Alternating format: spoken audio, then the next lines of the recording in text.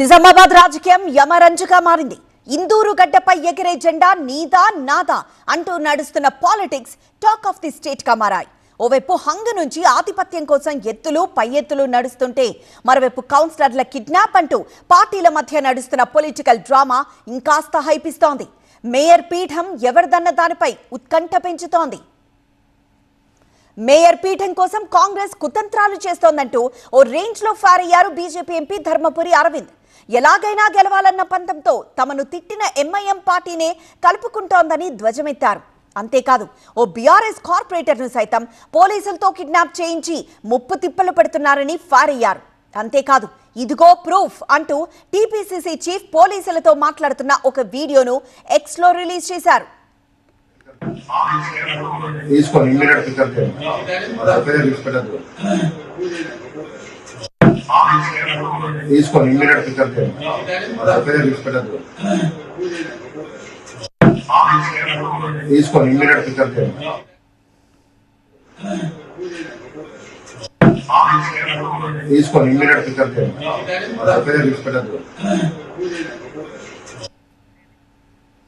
ఇది కాంగ్రెస్ భాగోతం అంటూ వీడియోతో పాటు ఒక ట్వీట్ చేశారు.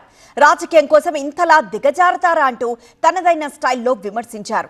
పోలీసులను సైతం పాలిటిక్స్ కు వాడుకుంటున్నారని ఆగ్రహం వ్యక్తం చేశారు అరవింద్. అంతకు ముందు కూడా బీఆర్ఎస్ క్యాండిడేట్ కిడ్నాప్ అయిన హస్తం పార్టీ ఘాటుగా స్పందించారు.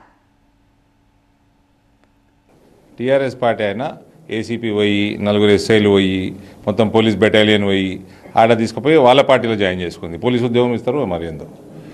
మీరు లా అండ్ ఆర్డర్ బ్రేక్ చేయడానికి వచ్చిర్రా? Law and order కాపాడడానుకున్నారా? మీరు కాంగ్రెస్ పార్టీకి చాప్లూసి చేయడానుకున్నారా? మీరు దేనికోసం ఉన్నారు?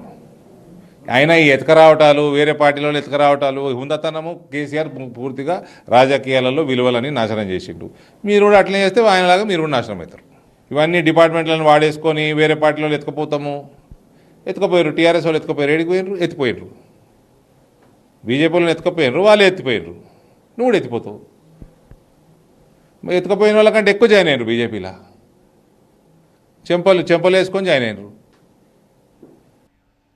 ఇక ఈసారి కూడా తీవ్ర ఉత్కంఠ రేపిన నిజామాబాద్ కార్పొరేషన్ ఎన్నికల ఫలితాల్లో బీజేపీనే విజయ దుందుపి మోగించింది.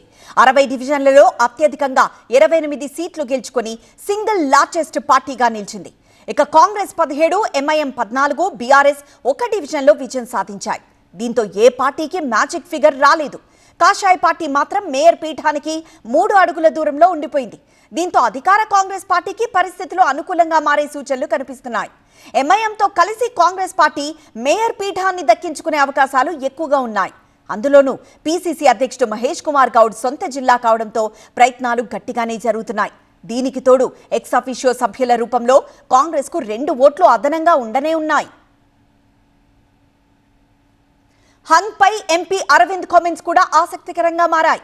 మెజారిటీ ప్రజలు తమ వైపే ఉన్నారన్న ఆయన ఒకరినొకరు తిట్టుకున్న కాంగ్రెస్ ఎంఐఎం పార్టీలు కలవడాన్ని ప్రజలు చూస్తున్నారని, ప్రజలే అతి త్వరలోనే 2 పార్టీలకు తగిన బుద్ధి చెబుతారని అనడంతో నెక్స్ట్ ఏం జరగబోతోంది అన్న ఉత్కంఠ నెలకొంది. 2-3 స్థానాల వల్ల మేము మేయర్ పీఠం కోల్పోవచ్చు. So that is not politically.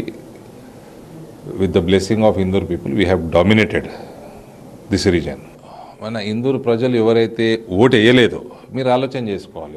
ఒకవైపు ఏమో అక్బరుద్దీన్ వచ్చి ఏ రెడ్డి కానీ, రావు కానీ, కాపు కానీ, వెలమ కానీ అన్నీ అంటే ప్రతి ఒక్క హిందువుని ఒక విషపు పాముతో పోల్చి పోయిండు. మీరు ఓటేసి గెలిచిన వాళ్ళు మళ్ళీ పోయి వాళ్ళ పార్టీతోటే ఇవాళ సంసారం చేయడానికి సిద్ధంగా అయితే దాన్ని మీరే ఆలోచన చేసుకోవాలి.